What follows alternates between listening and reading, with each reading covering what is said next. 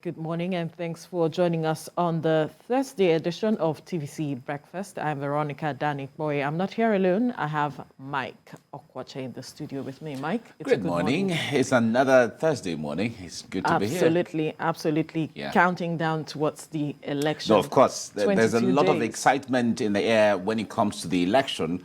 But when you look at the fuel scarcity as well as the naira availability. Yes. Then you know, okay, it may not necessarily it's mixed feelings with regards to counting down to the elections. Of course. But then still talking about the election, just yesterday, some arsonists attacked INEC office in Ndemili South, local government area of Anambra State.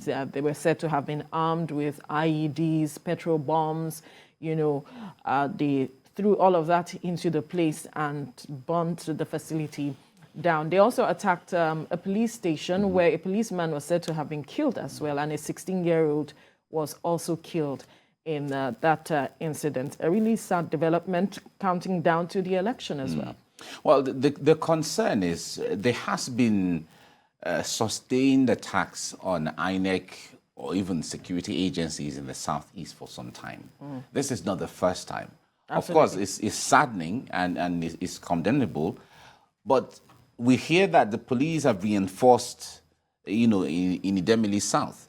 But the point there is, from the intelligence, the police should have known that at times like this, from what happened in Imo, what happened in Enugu State, in the last few months, it tells you that there are some elements that may not want elections to hold the way we want it to hold. Yeah. So there has to be some level of reinforcement even before now.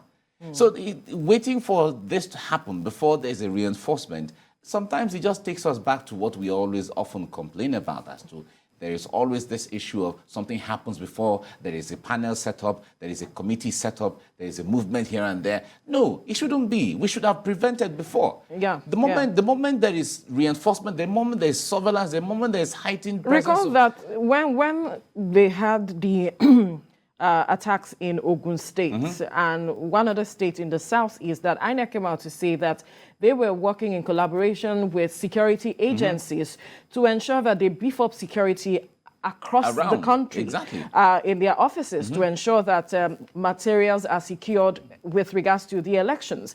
And we expected that we wouldn't be seeing incidents like this anymore. Yeah. Since they have said that they are working with security agencies, DSS and all of it, and that they were going to ensure that they have all of these men around their facilities. And to see that this is happening now, and then afterwards you're now beefing up security, questions, what was the conversation? When you said that, okay, we are going to beef up security, agreed with INEC that you'll beef up security in their facility. Yeah, these are the concerns. The point there is, INEC is not a security agency. Absolutely, so INEC will only work with or plead with or work in collaboration with security agents, either the DSS or the police or civil defense, depending on the terrain they find themselves or whichever one that is available based on the network that they can work with. But when these things happen, of course, INEC will say, okay, we have to do everything. INEC can deploy monies to arranging CCTV cameras to get to know that, okay, even if the place was attacked, from the cameras that we installed, we were able to know that there were this number of people that they came at this time of the day or the time of the night, and then they came with this kind of vehicles, and this was what they used to attack the place, either the IEDs and so on. Because if it's INEC office, we assume that there wasn't anybody inside the INEC office when this happened, and moreover, they came at midnight, at night. So some of this information will come out. That's the much INEC will do. But how about security agents or agencies? What promise did they, like you were saying, what promise did they make with, agreements did they make with INEC to say, okay, we'll ensure that this doesn't happen again. So when it happens again, Nigerians will be like, what is really going on here?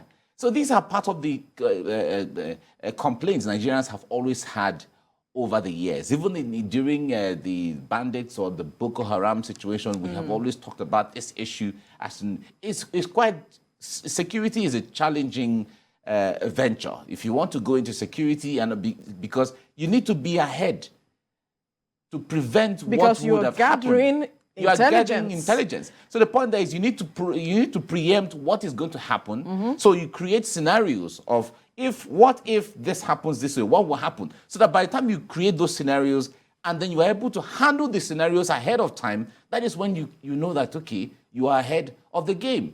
But the moment you create scenarios and you don't do anything about it, or sometimes maybe their hands are tied with the issue of when you say from the report we get sometimes when the police officers will tell you that there is no fuel in the vehicle, there is no... Right, now that there's fuel scarcity. Aha, fine. So maybe all of those things can be factors, hampering the success of the security agencies. But if INEC is sitting down with NNPC and saying, okay, come, let us sit down, let us plan intentional approach and strategy on how to ensure that even if there is no fuel, we have to ensure there is fuel for logistics, for INEC materials to move and personnel to move from place to place. There has to be. And the police have to also see, if we all have to start negotiating with NNPC, we have to start negotiating with NNPC. So that all of these things, the most important thing is for the average Nigerian to be able safe, to vote. And all of Nigerians to be able to go about their normal duty. And also, because when we talk about voting, voting is not an optional situation. It's a civic duty. They call it a civic duty. Of course. We have not come to the level where it has to be made compulsory. If you make it compulsory or mandatory, people will see it somehow. But when they make it a duty, if it is your duty, then it's an obligation you need to carry out. Unfortunately, I would have loved to delve into the aspect of the arsonists, why you are trying to undermine our democracy as it is, because elections are part of a democracy. That is what makes a democracy what it is. Yeah.